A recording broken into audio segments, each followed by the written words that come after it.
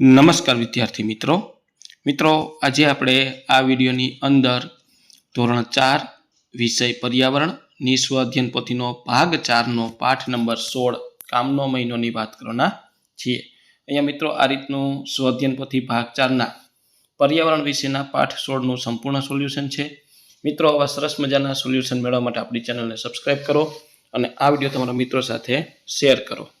તો જોઈએ પ્રશ્ન પહેલો, માળા ઓળખી તેમાં રહેતા પક્ષીઓના એટલે કે પંખીઓના નામ લખો। તો પહેલો માળો છે એ સુગ્રીનો છે, બીજું છે લકડખોદ, ત્રીજું કાગડો, ચોથું દરજીડો।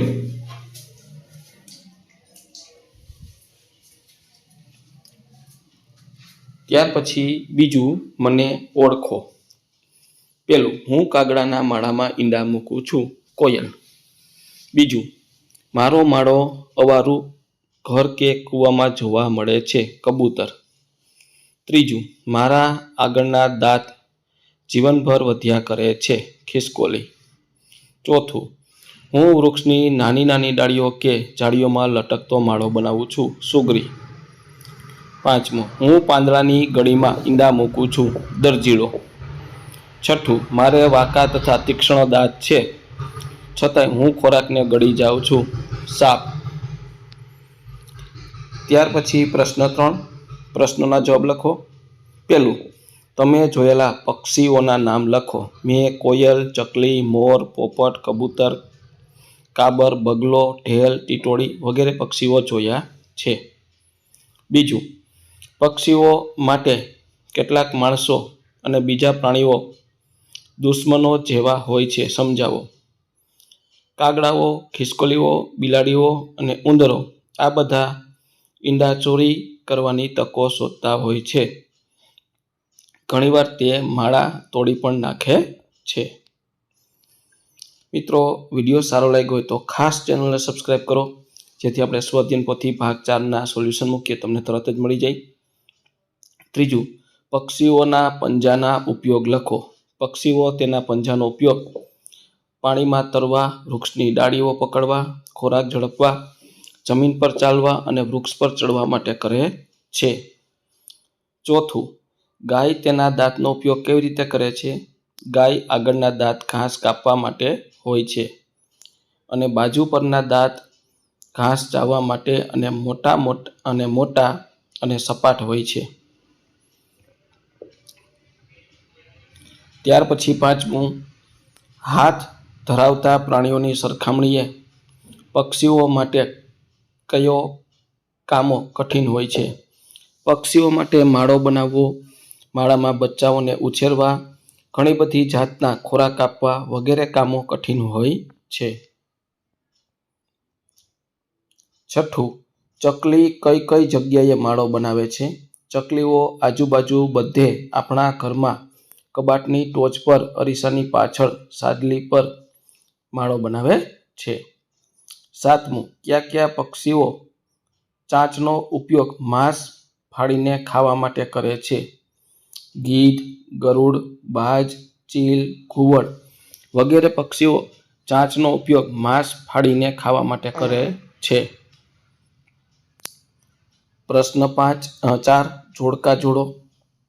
તો પેલું સુગરી, તો ક સુંદર મજાનો માળો, બીજું કંસારો, તેની સામે આવશે ડ ટક ટક અવાજ, કાગડો એની સામે આવશે ઈ ઝાડની ટોચ પર ઊંચો માળો, ચોથું બાજ એની સામે આવશે અ શિકારી પક્ષી, પાંચમું બુલબુલ એની સામે આવશે જ વાટકા જેવો ગોળ માળો, છઠ્ઠું કોયલ એની સામે આવશે બ મધુર અવાજ।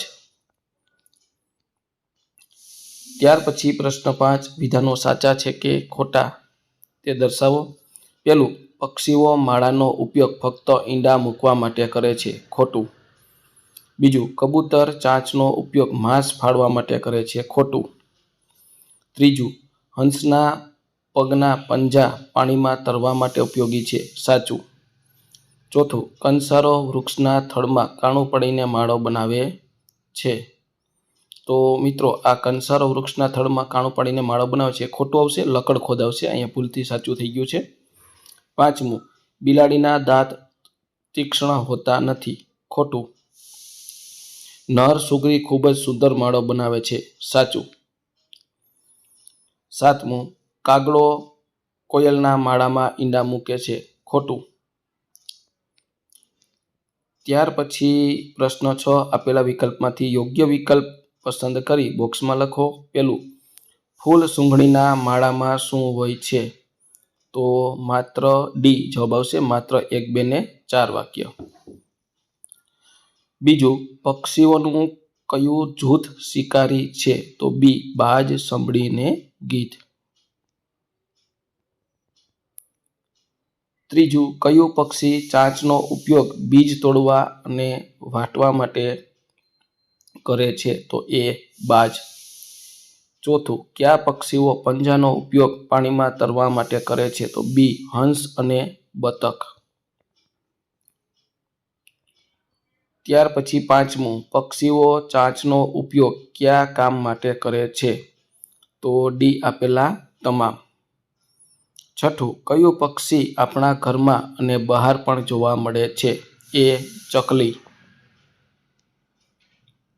પ્રશ્ન 7, આપેલા પક્ષીઓના નામ અને વિશેષતાઓ લખો. તો નામમાં પોપટ.